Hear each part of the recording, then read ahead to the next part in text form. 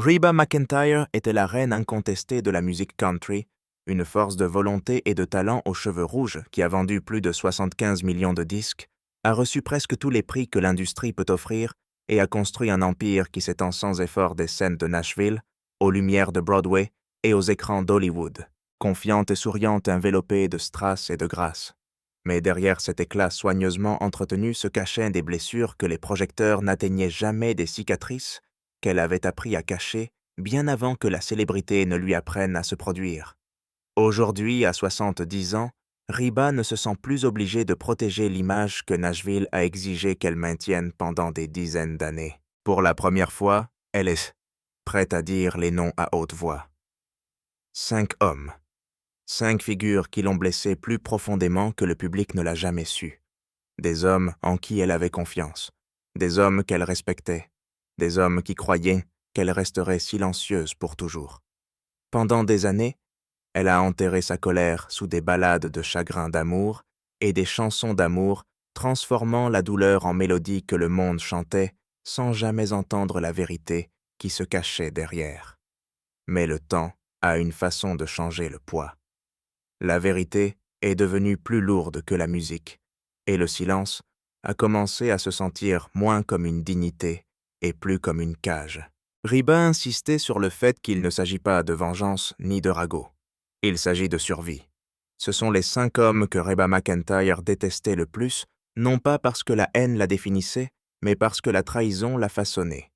Et ces trahisons ont contribué à façonner la femme que le monde reconnaît aujourd'hui comme une légende. Reba Nell McEntire est née le 28 mars, 1955, à McAlester, Oklahoma, et a grandi dans la communauté rurale de Chalky, un endroit défini par un ciel dégagé, la poussière des ranchs, les circuits de rodéo et un travail acharné. Son enfance s'est construite sur la discipline et l'endurance, le genre d'éducation qui laisse peu de place à la douceur. Son père Clark McEntire a été 3 fois champion du monde de steer roper, un homme respecté pour son habileté et craint pour sa sévérité. Il se comportait avec la fierté rigide d'un cow-boy qui pensait que la force était synonyme de silence et que la tendresse était synonyme de faiblesse. Pour Reba, la musique est devenue une tadini, échappatoire bien avant de devenir une carrière. Elle chantait dans la voiture avec ses frères et sœurs, lors des interminables trajets vers les rodéos, harmonisant pour passer le temps, sa voix s'élevant déjà à l'époque au-dessus des autres. C'est sa mère Jacqueline qui a remarqué ce don et l'a nourri, encourageant Reba quand personne d'autre ne le faisait. Mais derrière cette vie de famille soudée et laborieuse est venue la première trahison, une trahison qui n'est pas venue de Nashville ou d'Hollywood, mais de l'homme dont elle désirait le plus l'approbation. Reba a souvent parlé de la façon dont la dureté de son père l'a façonnée, mais ce n'est que plus tard qu'elle a admis à quel point ses paroles l'avaient blessée. Il n'a jamais cru en sa musique. Pas vraiment. Encore et encore, il lui a dit que chanter n'était pas un vrai métier, que c'était un rêve insensé sans avenir. Parfois, il l'a dit clairement, elle n'avait pas ce qu'il fallait pour réussir. Ces mots se sont logés profondément dans sa mémoire plus tranchant que toutes les critiques qu'elle aurait plus tard à subir de la part d'étrangers. Pour une jeune fille qui rêvait au-delà des barrières de Chalky, cette incrédulité était comme un poison. Elle détestait le doute. Elle détestait les licenciements. Elle détestait que l'homme qu'elle s'efforçait d'impressionner ne puisse pas voir ce que sa mère voyait si clairement. Ce fut sa première leçon sur la façon dont les hommes puissants de sa vie essaieraient de définir ses limites. Cette blessure l'a endurcie. Au lieu de briser son esprit, elle l'a aiguisé. Elle étudie la musique à la Southeastern Oklahoma State University, tout en chantant partout où elle le peut, dans les rodéos, les petites salles, partout où quelqu'un veut bien l'écouter. Chaque fois que son père repousse ses ambitions, elle se promet tranquillement de lui prouver qu'il a tort. Et lorsque le destin intervient enfin, lorsqu'elle chante l'hymne national au 1974 National Finals Rodeo à Oklahoma City et attire l'attention de l'artiste de country Red Steagall, c'est comme si le destin ouvrait une porte qu'elle avait frappée pendant des années. Pourtant, même lorsque sa carrière commence à progresser, l'incrédulité de son père ne la quitte pas. Elle avouera plus tard qu'il l'a poussé plus fort que n'importe quel fan critique ou manager ne pourra jamais le faire. Au fond d'elle-même, elle s'en voulait de n'avoir jamais reçu la validation qu'elle désirait. Ce ressentiment ne s'est jamais complètement estompé, même si le monde l'a couronnée comme l'une des plus grandes voix que la musique country ait jamais produite. Le premier homme sur la liste de Reba McEntire n'était pas un amant infidèle ou un dirigeant véreux. C'était son père Clark McEntire, l'homme qui, sans le savoir, lui a appris que l'amour et le ressentiment peuvent coexister et que les blessures les plus profondes viennent souvent de ceux dont l'approbation compte le plus. Lorsque Reba est arrivée à Nashville au milieu des années 60, elle est entrée dans une ville régie par des portes fermées et des accords discrets et des hommes qui contrôlaient tous les chemins vers le succès. Pour une jeune femme polie mais têtue de l'Oklahoma, l'industrie n'était pas accueillante. Sa voix était indéniable, mais sa confiance était souvent accueillie avec scepticisme par des hommes qui pensaient que la musique country leur appartenait. Elle a signé son premier contrat d'enregistrement en 1975, croyant que c'était le début de quelque chose de grand. Au lieu de cela, la machine qui promettait de l'élever l'a presque étouffée. Les dirigeants lui dictaient ce qu'elle chantait, comment elle s'habillait, comment elle parlait, et même comment elle souriait. Ils ne voyaient pas une artiste, mais un produit. Une autre voix interchangeable à insérer dans la chaîne de montage de Nashville. Parmi eux, il y avait un dirigeant dont Reba évite encore le nom, un homme dont l'influence a failli bloquer complètement sa carrière. Il a rejeté son désir d'enregistrer des ballades émotionnelles et des chansons à histoire insistant pour qu'elles s'en tiennent à des formules sûres qui la dépouillaient de son identité. Il lui a fait comprendre qu'elle était irremplaçable, qu'elle n'était qu'une fille de la petite ville, dont on pouvait se débarrasser si elle résistait. Reba le détestait non seulement pour ses paroles, mais aussi pour ce qu'il représentait l'arrogance d'une industrie construite par des hommes qui doutaient qu'une femme puisse jamais la diriger. En privé, elle a admis plus tard à quel point elle s'était sentie impuissante pendant ces années, piégée par des contrats entourés d'hommes qui riaient lorsqu'elle riait de sa résistance. Il la voulait agréable, séduisante et silencieuse. Cela n'a jamais été ce que Reba était. À la fin des années 70 et au début des années 80, elle a commencé à se battre plus durement, choisissant des chansons qui correspondaient à sa voix, même si les producteurs s'y opposaient. Lorsque son album My Kind of Country a finalement percé, c'était plus qu'un succès commercial. C'était une déclaration, un refus, un avertissement à tous les hommes qui lui disaient qu'elle n'était pas assez bien. Elle leur a prouvé qu'ils avaient ça avec des disques de platine, des tournées à guichettes fermées et une voix qui refusait d'être contrôlée. Le cadre qu'il avait sous-estimé est devenu le symbole de tous les gardiens qui ont tenté de réduire son ambition. Reba a admis plus tard qu'elle détestait profondément cette période, que le fait de savoir que quelqu'un ayant un pouvoir sur son avenir voulait qu'elle échoue brûlait en elle. Mais cette haine est devenue une armure. Elle l'a poussée à prendre le contrôle de sa carrière et à devenir l'une des premières artistes féminines de country à véritablement maîtriser son propre destin. Elle se forge une réputation non seulement en tant que chanteuse, mais aussi en tant que femme d'affaires, capable de déjouer et de survivre à la machine de Nashville.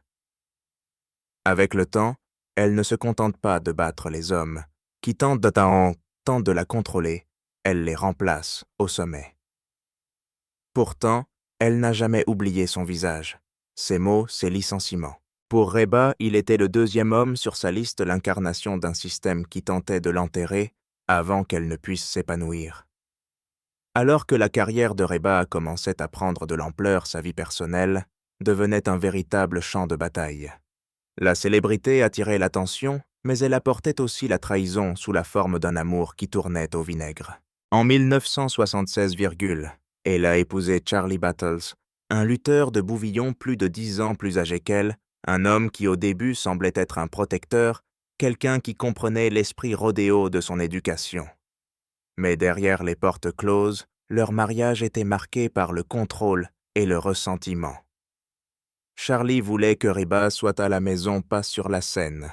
Il voulait que son énergie se déverse en lui, pas dans un public de milliers de personnes.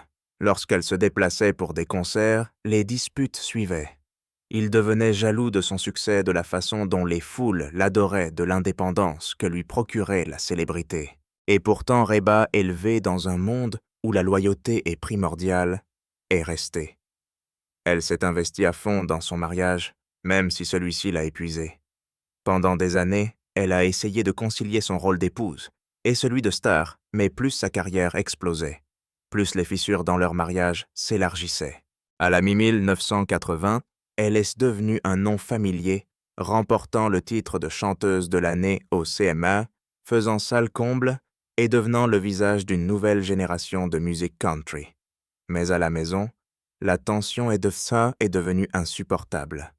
Charlie a rejeté ses rêves, s'est moqué de ses ambitions et a essayé de lui rappeler que quelle que soit son importance, elle lui appartenait toujours. Reba a admis plus tard que quitter Charlie était l'une des décisions les plus difficiles qu'elle ait jamais prises.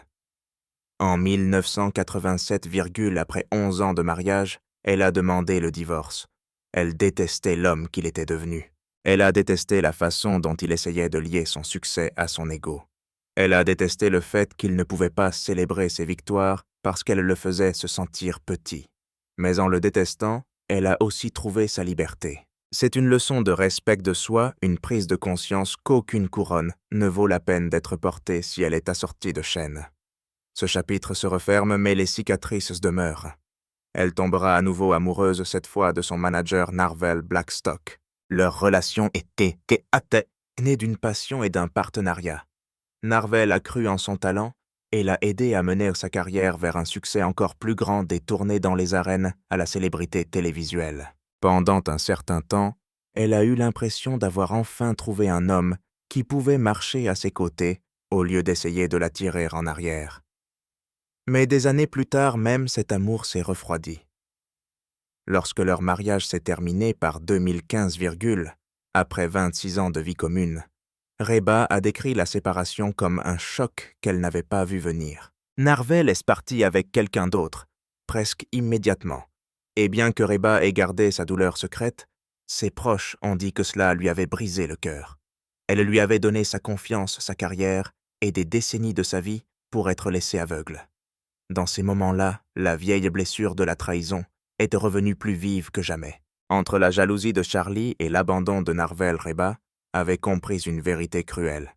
Parfois, les hommes qui disent « vous aimez le plus » peuvent vous blesser le plus profondément.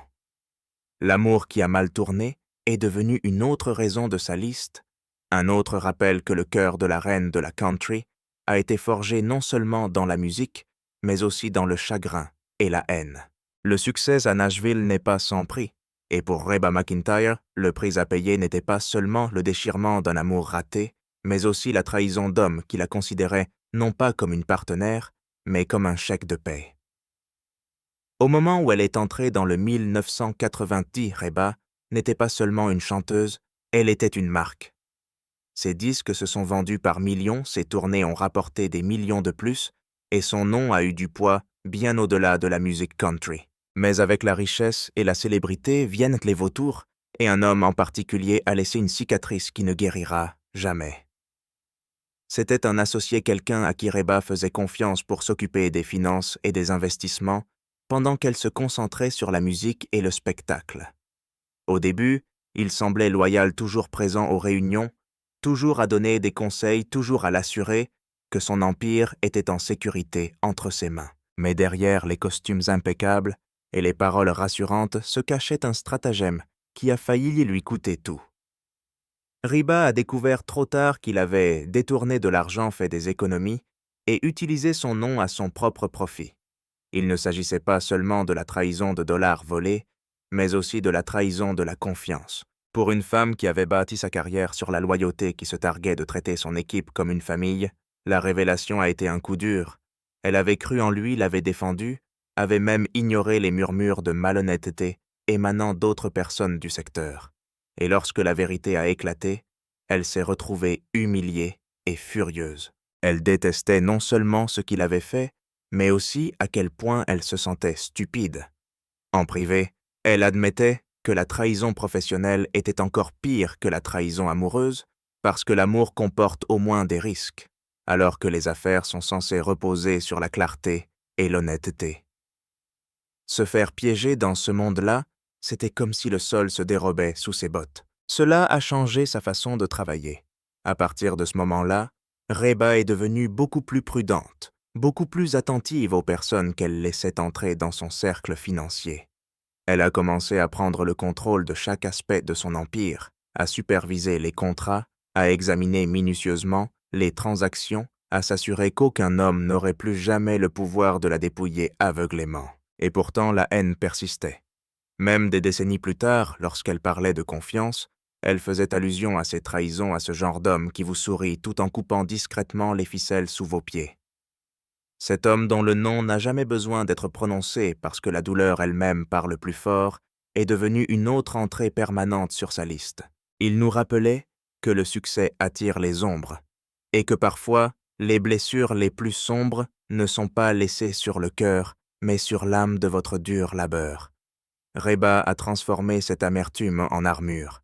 Son succès à la télévision avec sa sitcom, sa ligne de vêtements, son règne continu sur la musique country, tout cela était venu avec des instincts plus aiguisés et un regard plus froid envers ceux qui prétendaient être des alliés. La trahison lui a appris à diriger son empire à deux mains en tenant fermement les rênes. Mais la haine ne s'est jamais estompée. Elle est restée gravée dans sa mémoire comme une cicatrice sur un grand livre. La preuve que derrière chaque dollar gagné se cache le fantôme de l'homme qui a tenté de lui voler sa fortune et sa foi en la confiance. À Nashville, le succès n'est jamais qu'une question de talent, c'est une question de survie, dans une ville où l'envie et l'ambition s'affrontent derrière chaque porte fermée, à la fin des années 90 et au début des années 90. Reba McEntire n'est plus la fille d'une petite ville qui se bat pour avoir une voix. Elle est la voix la reine incontestée de la musique country. Ses albums sont en tête des hit parades, ses concerts font salle comble, et sa présence au Country Music Association Awards n'est plus surprenante, mais attendue. Mais sa domination lui a aussi donné une cible dans le dos, et parmi ceux qui ont suivi son ascension, il y avait des hommes qui ne célébraient pas ses victoires, mais leur en voulaient. L'un d'eux en particulier est devenu le symbole des rivalités toxiques que Nashville alimente discrètement. C'était un collègue chanteur respecté, adoré dans son propre droit, mais amer en privé à propos du succès de Reba. Il chuchotait aux journalistes, rabaissait son talent artistique en coulisses et la considérait comme rien de plus qu'une image conditionnée par un marketing astucieux. Face à elle, il souriait. Mais Reba entendait les rumeurs, les commentaires froids, les plaisanteries, faites à ses dépens. Pendant des années, elle a tu sa colère l'enterrant sous le professionnalisme. Mais au fond d'elle-même, elle détestait la duplicité. Elle détestait la façon dont il la traitait, comme si elle était une intruse dans un monde d'hommes, comme si son succès était en quelque sorte moins mérité, parce qu'elle était une femme. La rivalité ne s'est jamais transformée en guerre ouverte, mais ses paroles sont restées cinglantes d'autant plus qu'elles sont arrivées à un moment où Reba était en deuil et vulnérable. Après l'accident d'avion de 1991, qui a tué des membres de son groupe Reba, traversait l'un des chapitres les plus sombres de sa vie. Au lieu de lui offrir son soutien, il a fait des remarques dédaigneuses sur sa résilience, se demandant si elle pouvait continuer au même niveau, sans l'équipe qui l'avait aidé à porter son son. Pour Reba, c'était plus que de la compétition, c'était de la cruauté. Elle détestait la façon dont il utilisait la tragédie pour alimenter les ragots, la façon dont il essayait de la présenter comme plus faible diminuée prête à être remplacée. Et pourtant, comme toujours, Reba a transformé cette haine en feu. Au lieu de s'effondrer, elle s'est élevée sortant des albums qui ont poussé son art plus loin, s'attaquant à des chansons qui ont touché le cœur même de la douleur et de la survie. Elle a prouvé non seulement à lui, mais à toute l'industrie que sa force venait d'un endroit qu'aucune rivale ne pouvait toucher. Des années plus tard, elle se souviendra de cette époque et admettra que les rivalités étaient inévitables. Mais cet homme en particulier s'était gravé dans sa mémoire, car sa trahison n'était pas seulement professionnelle, elle était aussi personnelle. Il lui rappelait tous les hommes qui avaient douté d'elle, l'avaient écartée ou avaient essayé de la mettre de côté. Et bien qu'elle ne l'ait jamais nommé en public, il était à jamais gravé dans sa liste privée des hommes qu'elle détestait le plus. Un rappel vivant que même dans une ville construite sur des chansons d'amour et de chagrin d'amour, l'envie et la cruauté étaient souvent les airs les plus bruyants, joués derrière les rideaux. Le mars 16, 1991, la vie de Reba McEntire se divise en un avant et un après. Cette nuit-là, 2 jets privés transportant des membres de son groupe ont décollé de San Diego après un concert à destination de la prochaine étape de sa tournée. Reba et son mari de l'époque, Narvel Blackstock, sont restés sur place prévoyant de s'envoler plus tard. Mais la tragédie survient quelques minutes après le décollage. L'un des avions s'écrase sur le flanc d'Otay Mountain, tuant les 8 personnes à bord, 7 membres du groupe de Reba et son manager. La nouvelle bouleverse son univers. Elle ne perdait pas seulement des collègues, mais aussi des membres de sa famille, des gens qui s'étaient tenus à ses côtés soir après soir sur scène, qui avaient construit sa musique à partir de rien. Pendant des semaines, elle est restée inconsolable, enfermée dans un chagrin qui menaçait de la faire taire à jamais. Elle admettra plus tard qu'elle a pleuré jusqu'à ce que son corps lâche, qu'elle s'est demandé si sa carrière, sa volonté même de chanter, n'étaient pas mortes avec eux. Mais de cette obscurité est sortie une leçon sur la trahison. Pas de la part des hommes qu'elle haïssait personnellement, mais de la vie elle-même, du destin, qui s'était une fois de plus montré impitoyable. Elle haïssait le hasard. Elle haïssait le fait d'avoir été épargnée, alors que ses camarades avaient péri. Elle haïssait le fait qu'aucun degré de célébrité ou de pouvoir ne pouvait la protéger de la cruauté de la tragédie. Cette haine était différente, plus brute, moins dirigée vers un seul visage, mais elle continuait à graver des cicatrices qui façonnaient son cœur. Et dans les mois qui ont suivi, alors que des murmures à Nashville laissaient entendre qu'elle ne pourrait pas se rétablir, que sa carrière pourrait s'essouffler, Reba a transformé sa douleur en un défi. Elle a déversé son chagrin dans l'album For My Broken Heart, 1991, qui est devenu non seulement un hommage aux vies perdues, mais aussi l'une des œuvres les plus acclamées de sa carrière. Chaque note portait le poids de la survie, chaque texte la douleur de la perte et la détermination à continuer. Le public n'a pas seulement entendu une chanteuse mais aussi une femme au bord du désespoir et qui a choisi de vivre. En privé, elle admet que la haine qu'elle ressentait envers le destin ne s'est jamais complètement estompée. Même des décennies plus tard, elle se réveille encore la nuit, en pensant aux amis qu'elle a perdus sur cette montagne. Mais cette tragédie lui a également appris quelque chose qui est lié aux autres trahisons qu'elle a subies. Lorsque la vie vous arrache, vous avez 2 choix: vous effondrer ou vous élever. Reba s'est élevée plus haut que jamais, portant son chagrin comme un bouclier et sa musique comme une arme. L'accident d'avion est devenu un tournant dans son histoire, un chapitre de survie, écrit non pas en triomphe, mais en résilience. Et bien qu'il ne s'agisse pas de l'acte d'un seul homme, il se tenait aux côtés des trahisons des hommes qu'elle détestait, parce que dans son esprit, le destin lui-même avait rejoint leur rang, lui rappelant que même lorsque vous donnez le meilleur de vous-même au monde, il peut toujours tout prendre en retour. Lorsque Reba McEntire a eu 66 ans, elle avait porté le poids de 5 trahisons pendant toute une vie.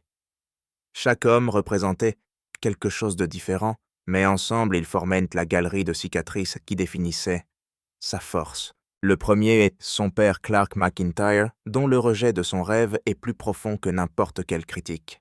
Il est la voix du doute, l'homme qui lui a fait détester d'être sous-estimé, qui l'a forcé à construire sa carrière sur une base de défis.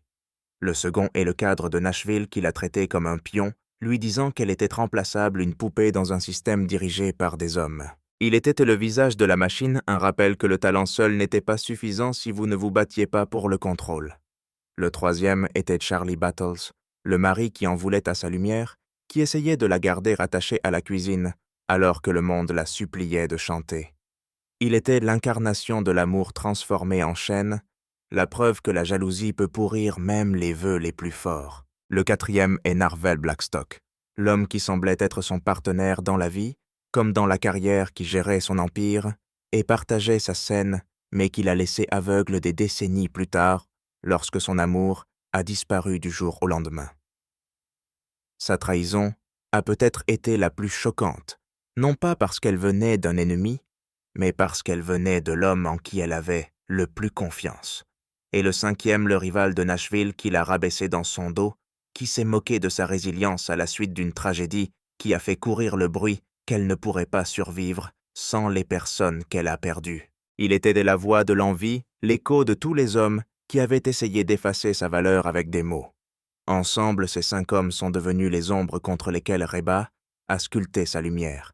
Elle les détestait, oui, mais plus que cela, elle les utilisait. Chaque insulte, chaque trahison, chaque blessure est devenue le carburant de sa musique, de son entreprise, de sa détermination à rester intouchable. Et lorsqu'elle en a enfin parlé, elle ne l'a pas faite avec l'amertume qui dégoulinait de sa langue. Elle l'a faite avec clarté, avec la voix calme d'une femme qui a vécu assez d'années, pour savoir que le silence peut parfois être sa propre prison. Le démasquage n'était pas une question de vengeance mais de vérité. En nommant les hommes qu'elle détestait le plus, elle nommait les batailles qui ont fait d'elle ce qu'elle est. La reine de la country, la survivante, la femme qui a transformé ses cicatrices en chansons. À 66 ans, elle ne craignait plus le retour de bâton. Nashville pouvait chuchoter, les critiques pouvaient spéculer, mais Reba leur avait déjà survécu en termes de célébrité, de résilience et d'héritage. Le démasquage était sa liberté, son dernier acte de défi contre un monde qui avait essayé tant de fois de la briser. À 66 ans, Reba McEntire est plus qu'une chanteuse, plus qu'une femme d'affaires, plus qu'une artiste qui a conquis la musique country et la télévision. C'est une survivante qui a transformé chaque blessure en arme et chaque trahison en un tremplin. Les 5 hommes qu'elle détestait le plus ne la définiront jamais, mais ils font partie de l'histoire qu'elle a choisi de raconter, car sans eux, on ne peut prendre la pleine mesure de sa force. Le doute de son père lui a appris que le talent n'a pas de sens si l'on ne croit pas suffisamment en soi pour se battre pour lui.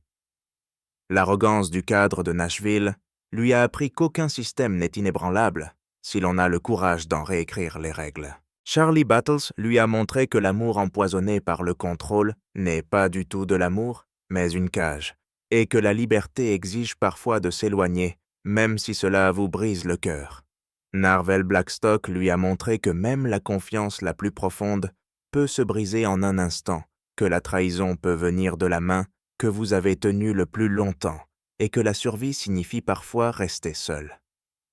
Et le rival qui s'est moqué de sa douleur lui a révélé que l'envie est une arme aussi puissante que n'importe quelle autre, mais aussi superficielle que l'homme qui la manie. Ensemble, ces hommes ont tracé les contours de sa résilience. Un plan de haine s'est transformé en héritage, mais Reba ne s'est jamais laissé aller à l'amertume. Elle a transformé le poids de l'incrédulité de son père en ballade de triomphe. Elle a transformé les insultes des hommes de l'industrie en hymnes à succès. Elle a pris les cendres de mariages brisés et s'est reconstruite plus forte à chaque fois, et elle a fait taire ses rivaux non pas avec des mots, mais avec une longévité qu'aucune rumeur ne pourrait effacer. Elle a chanté à travers la tragédie, à travers le chagrin d'amour, et a travaillé plus dur que toutes les forces qui ont essayé de la tirer vers le bas. L'héritage de Reba McEntire n'est pas seulement celui d'une superstar, mais celui d'une femme qui a montré à des millions de personnes que la force n'est pas l'absence de douleur, mais le refus de s'incliner devant elle. Lorsqu'elle a révélé les 5 hommes qu'elle détestait le plus, elle n'a pas exprimé sa rancune, mais a révélé des leçons. Elle voulait que le monde sache que la haine, lorsqu'elle est confrontée au courage, peut être transformée en carburant, et qu'aucune trahison ne peut voler votre destin, à moins que vous n'y renonciez. Aujourd'hui, Reba est plus qu'une icône de la country. Elle est le symbole de la survie du courage d'une femme qui a traversé des tempêtes et en être sortie non seulement vivante, mais plus forte, plus lumineuse, plus inébranlable qu'avant. Les fans la voient sur scène souriante, ardente, chantant toujours avec la même puissance qu'elle avait lorsqu'elle était jeune femme, et ils ne sauront peut-être jamais les batailles qu'il lui a fallu mener pour en arriver là. Mais lorsqu'elle regarde en arrière, elle voit les cicatrices, les trahisons, la haine qui l'ont forgée en acier. Et dans sa voix, le monde n'entend pas seulement de la musique, mais la vérité. Les derniers mots de Reba McEntire sur le sujet ne sont pas de la vengeance ni de l'amertume, mais de la liberté. Ce faisant, elle a donné à ses fans non seulement des chansons, mais aussi la sagesse que même les blessures les plus profondes peuvent devenir les fondations les plus solides, et que parfois le plus grand héritage qu'une femme puisse laisser n'est pas seulement son art, mais son refus de laisser quiconque, aucun homme, aucune trahison, aucune tragédie définir ce qu'elle est.